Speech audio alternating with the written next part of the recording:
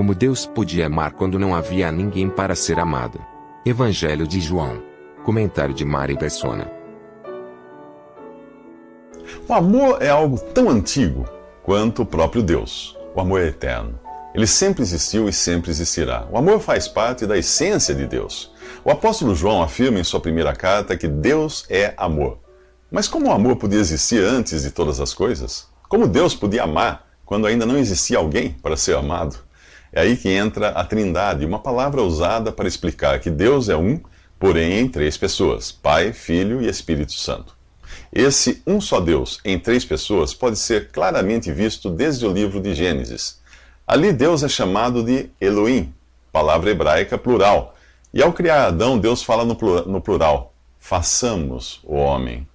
Em João 17, Jesus, o Filho, diz ao Pai: me amaste antes da fundação do mundo. Esse amor já era exercido no seio da Trindade, quando não existia nem tempo, nem matéria.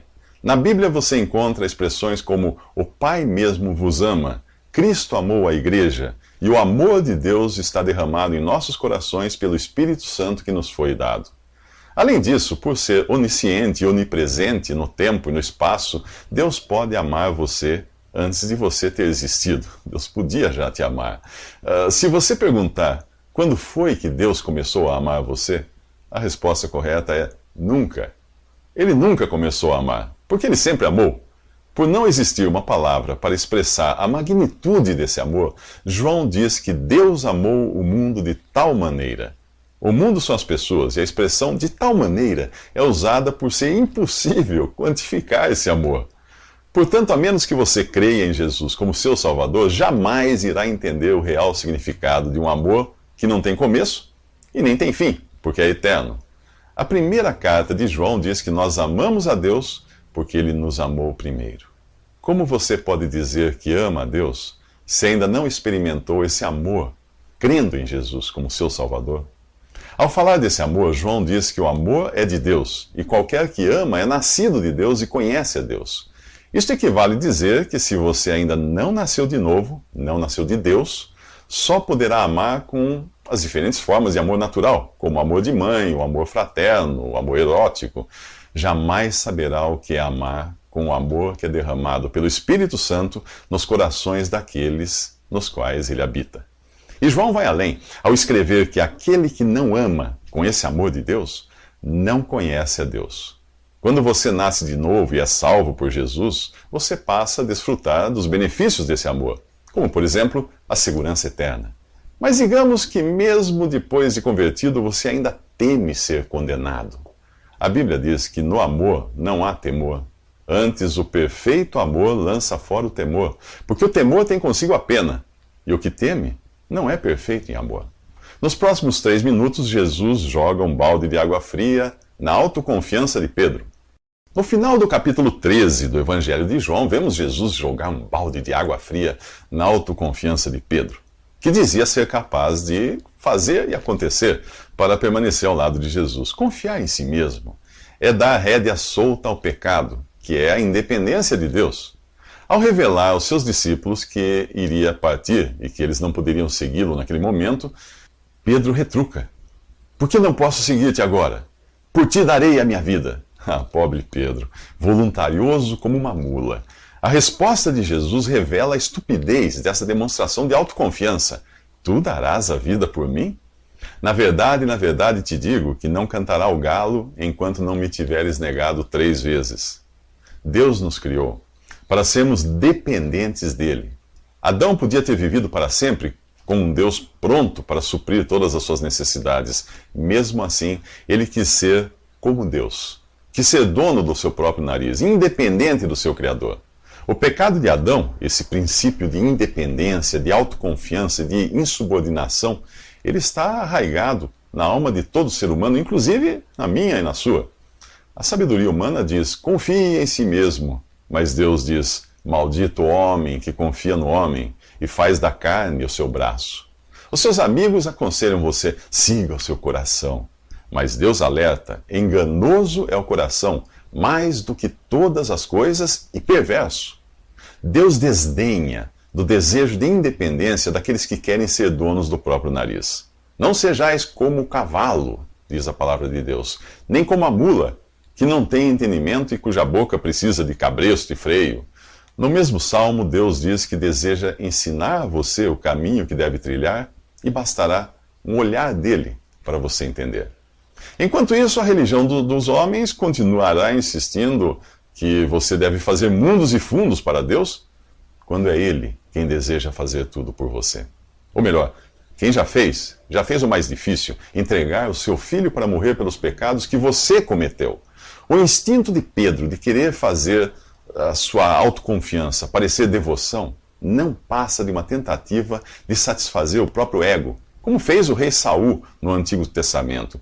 Ao invés de destruir completamente o rebanho que tinha sido capturado do inimigo, conforme Deus tinha ordenado, Saul alegou que havia poupado o melhor do rebanho para oferecer sacrifício a Deus. A resposta que recebeu de Deus, através do profeta Samuel, foi esta: tem porventura o Senhor tanto prazer em holocaustos e sacrifícios, como em que se obedeça a palavra do Senhor? Eis que o obedecer é melhor do que o sacrificar, e o atender melhor é do que a gordura dos carneiros, porque a rebelião é como o pecado de feitiçaria, e a obstinação é como iniquidade e idolatria. Nos próximos 3 minutos, Jesus revela a bendita esperança dos que já se converteram. Jesus revela a maravilhosa perspectiva que tem todos os que creem nele como Salvador. Enquanto a religião do homem coloca pesados fardos sobre seus seguidores e nunca lhes dá certeza de coisa alguma, o Evangelho indica claramente que a salvação vem pela fé em Jesus. Por isso, antes de falar do futuro eterno e seguro para os que crerem nele, Jesus começa falando de fé. Não se turbe o vosso coração. Credes em Deus, crede também em mim. Na casa de meu pai há muitas moradas. Se não fosse assim, eu vou-lhe teria dito: vou preparar-vos lugar. Primeiro, Jesus afirma que se você crê nele, pode viver tranquilo e confiante, sem medo de ter uma surpresa desagradável quando partir desta vida. Por isso, preste muita atenção. Se você escutou um evangelho condicional, você não escutou o evangelho cujo significado é boas novas ou boa notícia. O que é o evangelho condicional? É aquele que coloca condições para você ser salvo. É o evangelho que diz que o sacrifício de Cristo não foi suficiente para salvar você. E, portanto, não basta crer em Jesus e em sua obra na cruz. É o evangelho cheio de se isso, se aquilo. Tipo assim, se você perseverar, se você for à igreja, se você der o dízimo, se você fizer isso, se você fizer aquilo. Horas, como alguém poderia chamar algo assim de boa notícia? Se eu sei que eu sou um pecador perdido, que sou zero à esquerda aos olhos de Deus, como esperar que eu faça alguma coisa para ser salvo? Como você poderia ter a certeza de todos os seus pecados pagos e do perdão completo de Deus, se no momento de sua conversão você recebesse uma lista enorme de coisas que ainda estaria faltando fazer? Como Jesus poderia ter morrido gritando está consumado ou está terminado, se ainda restasse alguma coisa para você terminar? Veja a ordem das coisas na passagem que eu citei. Primeiro, não se perturbe o seu coração. Simplesmente creia em Deus e em Jesus. Segundo, Jesus já foi preparar um aposento para você na casa do Pai, no céu. E Ele nos dá certeza disso ao afirmar: se não fosse assim, eu vou teria dito. Bendita provisão. Jesus passou pela morte e ressurreição para preparar um lugar para você no céu. Se o céu fosse um hotel 5 estrelas, a sua fé em Jesus seria a sua reserva. O sangue derramado na cruz, a sua chave para entrar lá. E o Espírito Santo que você recebeu no momento em que creu, a confirmação da reserva. O que falta agora? Aguardar o traslado até lá e fazer o check-in. Mas que traslado é esse? Posso lhe adiantar que será via aérea. Mas vamos deixar isso para os próximos 3 minutos. Depois de Jesus garantir aos seus discípulos que não deviam viver temerosos, pois ele iria preparar um aposento para eles no céu, ele revela o que deveriam esperar. E quando eu for e vos preparar lugar, virei outra vez, e vos levarei para mim mesmo, para que onde eu estiver estejais vós também. Portanto, se você já creu em Jesus, é por ele que você deve esperar, não pelo anticristo ou por alguma catástrofe mundial. A sua promessa de nos levar para estar com ele é o arrebatamento da igreja, e é diferente da vinda de Cristo para julgar o mundo e salvar Israel, antes de iniciar o seu reino de 1000 anos. No arrebatamento, Jesus vem para tirar os salvos do mundo. Em sua vinda, ele vem com os salvos, que foram arrebatados 7 anos antes. O arrebatamento é num piscar de olhos, ou seja, é rápido demais para ser visto. Na sua vinda, todo olho verá. No arrebatamento, ele vem libertar a igreja. Na sua vinda, ele vem libertar Israel. No arrebatamento do seu povo celestial, o encontro ocorre nos ares, entre nuvens. Em sua vinda para Israel, o seu povo terreno, ele coloca os pés na terra, no Monte das Oliveiras. No arrebatamento, é o próprio Jesus quem reúne os seus. Em sua vinda, ele envia os anjos para reunirem os eleitos de Israel. No arrebatamento, ele tira os crentes do mundo e deixa os ímpios. Em sua vinda, ele tira os ímpios do mundo para serem julgados e deixa aqui os que se converteram depois do arrebatamento para participarem do seu reino de 1000 anos. No arrebatamento, ele vem para libertar os seus da ira vindoura. Em sua vinda, ele vem derramar essa ira. No arrebatamento, ele vem como noivo para buscar sua noiva, a igreja.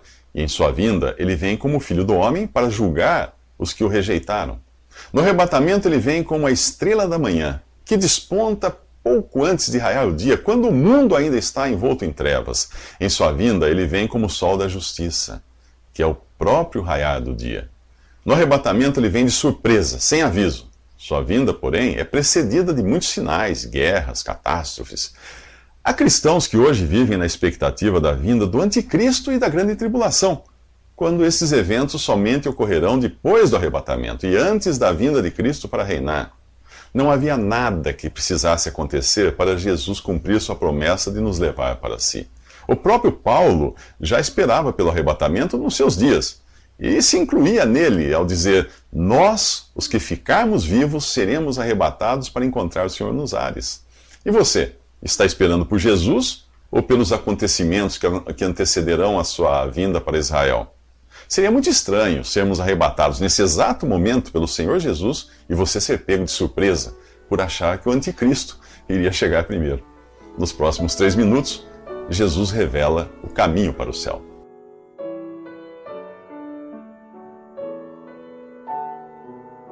Visite Respondi.com.br.